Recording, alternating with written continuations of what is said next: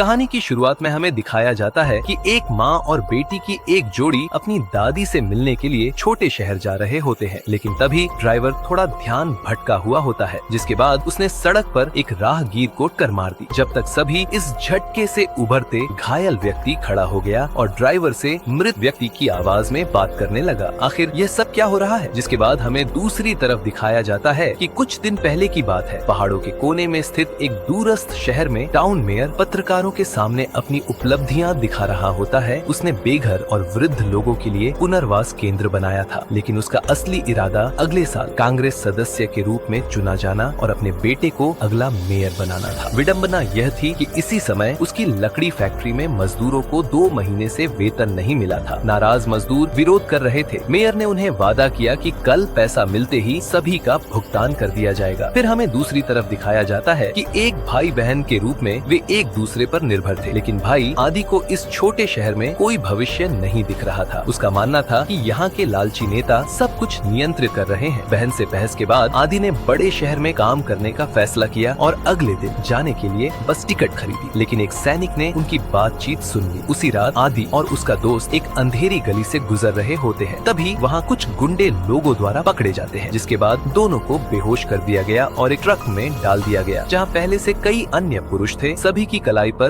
लाल कंगन बंधे थे। जिसके बाद ट्रक गहरे जंगल में एक मिल तक पहुँचा। वहाँ के गार्ड ने कहा, अब से तुम यहीं रहोगे। जिसके बाद आदि और उसका दोस्त स्थिति को समझने की कोशिश करने लगते हैं। उन्होंने देखा कि मजदूरों को अमानवीय रूप से प्रताड़ित किया जा रहा है। जिसके बाद उन्होंने खाने के समय एक अनुभवी कैदी से पूछा, क्या यहाँ से कोई भागने की कोशिश नहीं करता? बड़े दाढ़ी वाले कैदी ने उत्तर दिया, कई लोगों ने कोशिश की लेकिन कोई सफल नहीं हुआ। जिसके बाद कुछ मजदूरों ने भागने की योजना बनाई। 2 लोग भागने में सफल भी हुए, लेकिन गार्ड ने उन पर गोलियां चला दी। एक घायल आदमी जंगल में गिर पड़ा। बड़े दाढ़ी वाले ने मौके का फायदा उठाने की कोशिश की, लेकिन उसका पैर पूरी तरह घायल हो गया। जिसके बाद आदि ने उसकी मदद, लेकिन गार्ड्स ने उन्हें फिर पकड़ लिया। वहीं दूसरी तरफ बड़े दाढ़ी वाले की हालत बिगड़ती जा रही थी। उसने जंगल में एक लाल रंग का पौधा देखा और उसे अपने घाव पर लगाया। अचानक उसने दर्द से चीख मारी, जिससे गार्ड्स सतर्क हो गए और वे फिर से पकड़े गए। जिसके बाद रात में आदि को गार्ड्स ने जगाया और उसे बड़े दाढ़ी वाले का शव दफनाने के लिए मजबूर किया। उसने देखा कि गड्ढे में एक और हाथ दबा हुआ था। जिसके बाद गार्ड्स को शक हुआ और आदि को गंभीर रूप से घायल कर दिया। इधर आदि की बहन माया अपने भाई की तलाश में पागल हो रही थी। किसी ने नदी में एक शव मिलने की सूचना दी। माया वहाँ पहुँची, लेकिन पुलिस ने उसे पास नहीं आने दिया। सौभाग्य से एक पत्रकार रिसांग ने उसकी मदद की और पुष्टि की कि वह शव आदि का नहीं है। जिसके बाद रिसांग को महसूस हुआ कि इस शहर में कुछ गड़बड़ है। जिसके बाद माया से बात करने के बाद उसने उसे भरोसा दिलाया कि वह मदद करेगा। लेकिन इसी बीच मजदूरों की हड़ताल के कारण फैक्ट्री में अराजकता फैल जाती है। मेयर का बेटा मजदूरों को शांत करने का प्रयास करता है, लेकिन उसने केवल आधी तनख्वाह देने का आदेश दिया। जिसके बाद गुस्से में मजदूरों ने प्रदर्शन शुरू कर दिया। वहीं दूसरी तरफ आदि को फैक्ट्री में और ज्यादा अत्याचार झेलना पड़ा। गार्ड्स ने उसे एक पिंजरे में डाल दिया। रात में उसने देखा कि एक गार्ड लोसायहू की हालत बिगड़ रही थी। अगले ही पल लोसायहू ने अपना संतुलन खो दिया और आदि पर हमला कर दिया। जिसके बाद आदि ने गार्ड्स को चिल्लाकर बुलाया, लेकिन तब तक बहुत देर हो चुकी थी। लोसायहू हिंसक रूप से एक और मजदूर पर झपट पड़ा और उसके गले को काट दिया। ये देख बाकी मजदूर पिंजरे से भागने लगे। गार्ड्स ने फायरिंग शुरू कर दी। गार्ड्स जब मौके पर पहुंचे तो उन्होंने देखा कि लोसायहू अजीब तरीके से हिलडुल रहा था। बाकी लोग भी डर से भाग खड़े हुए। इस आतंक और अराजकता के बीच आदि की आंखों में एक चमक। अब वह जानता था कि इस नरक से भागने का समय जिसके बाद गार्ड ने अपनी भयावह सफेद आंखें खोली और इस बार उसने पूरी तरह अपना मानसिक संतुलन खो दिया था और अपने लक्ष्य पर हमला कर दिया। पहला शिकार उसका साथी ही था, जो घबराहट में खड़ा हुआ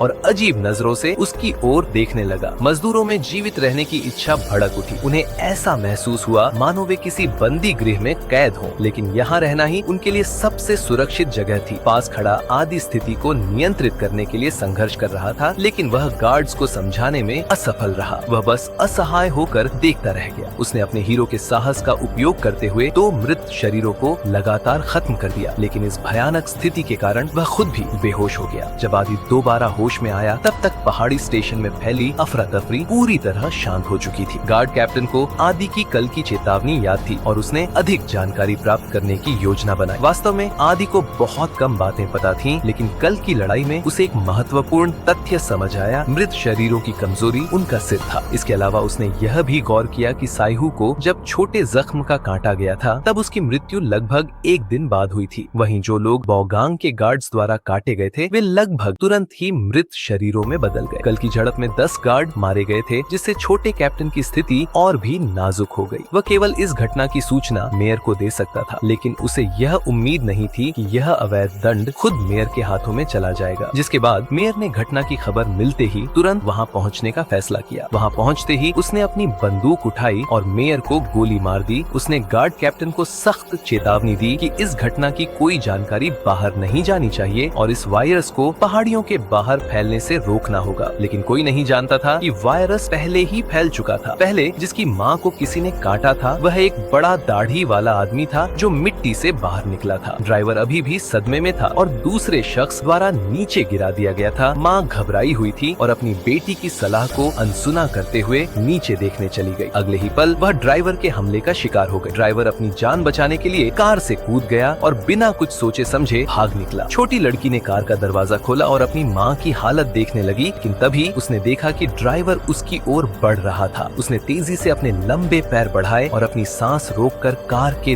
दूसरे दरवाजे से बाहर निकल गई। फिर एक चालाकी भरे तरीके से उसने ड्राइवर को कार में बंद कर दिया। लेकिन इस समय उसे अपनी माँ की हालत देखने का भी समय नहीं मिला। उसने किसी तरह खुद को संभाला और जंगल की ओर भागने लगी। लेकिन जैसे जैसे वह आगे बढ़ी उसे महसूस हुआ कुछ ठीक नहीं था। उसकी माँ का शरीर कांपने लगा था। जिसके बाद अगले ही पल माँ ने अपनी आंखें खोली और अपनी बेटी की ओर हाथ बढ़ाया। लड़की इतनी डर गई कि उसने अपनी माँ को धक्का दे दिया और जोर जोर से रोने लगी। लेकिन माँ रुकी नहीं। उसने अपनी गति तेज कर दी, लेकिन गलती से पेड़ के तने से टकरा गई। लड़की डर के मारे जमीन पर गिर पड़ी। उसे इस बात का अंदाजा भी नहीं था कार के अंदर कैद मृत शरीर पहले ही खिड़की तोड़कर बाहर आ चुका था। कुछ देर बाद वहाँ बड़ा दाढ़ी वाला आदमी शान गांव की ओर बढ़ा, जहाँ स्थानीय ग्रामीण असहाय थे। कोई सुरक्षा न होने के कारण वे सभी मृत शरीरों में बदल गए। इस बीच छोटी लड़की को पूरे दिन आराम मिला, जिसके बाद उसने स्वीकार कर लिया कि उसकी माँ अब इस दुनिया में नहीं रही। जैसे ही सूरज उगा वह पहाड़ी से नीचे उतरी। वह गांव पहुंची, लेकिन देखने का साहस नहीं जुटा पाई। चारों ओर खून ही खून फैला था। वह न तो डरी और न ही घबराई, बल्कि जमीन से कुछ छोटे पत्थर उठाए और बिना किसी हिचकिचाहट के आगे बढ़ गई। उसके चारों ओर मृत शरीर बिखरे हुए थे। वह अपने शरीर को संतुलित करते हुए आगे बढ़ी और उसके हाथ में पकड़ी तलवार लगातार लहराती रही। एक मोड़ के बाद उसने खुद को एक मुर्गी के शेड में छिपा लिया। वहाँ की गंध ने उसकी उपस्थिति को छुपा दिया। लड़की डर से कांप रही थी। तभी दूर से किसी राहगीर की आवाज सुनाई दी, जिसने सभी मृतकों को अपनी ओर आकर्षित कर लिया। इसमें कोई शक नहीं था कि यह गांव पूरी तरह नष्ट हो चुका था। इस विनाश के पीछे छिपे रहस्य से हर कोई अनजान था। आदि इस स्थिति से भली भांति परिचित था। उसके मन में तुरंत अनहोनी की आशंका जागी। तभी घायल व्यक्ति ने एक जोरदार चीत्कार किया और अपने दोनों पैरों से पास खड़े श्रमिक पर हमला कर दिया। सभी लोग एक दूसरे की ओर देखने लगे। उन्हें समझ आ गया कि यह एक संक्रमण है, लेकिन बंद पिंजरे में फंसे होने के कारण उनके पास भागने का कोई रास्ता नहीं था। सौभाग्य से बाहर खड़े सुरक्षा कर्मी उनकी चीखें सुनकर दौड़ पड़े और तुरंत पिंजरा खोल दिया। उन्होंने सोचा कि उस एक झोंबी को खत्म कर देने से सब कुछ ठीक हो जाएगा, लेकिन उन्हें यह पता नहीं था कि भागने वाले लोगों के बीच पहले से ही कई संक्रमित मौजूद थे। इस तेजी से फैलते संक्रमण के कारण झोंबी की संख्या बढ़ती जा रही थी। अब कोई भी सुरक्षित नहीं था। आदि खुद मर जाना चाहता था, लेकिन उसे अपनी बहन की याद आई। वही दूसरी तरफ कल मेयर के बेटे ने सभी को वादा किया था कि उन्हें उनका वेतन मिलेगा, लेकिन आधा भी नहीं दिया गया। इस बार प्रबंधक का रवैया और भी कठोर था। अगर तुम्हें पसंद नहीं है तो यहाँ से चले जाओ, हमें तुम्हारी जरूरत नहीं, उसने बेरुखी से कहा। इसने मजदूरों की स्थिति को और खराब कर दिया। माया ने सभी को शांत करने की कोशिश की और कहा कि हमें बड़े नेता के लौटने तक इंतजार करना चाहिए। ये बात सुनकर श्रमिकों ने विरोध कम कर दिया, लेकिन प्रबंधक और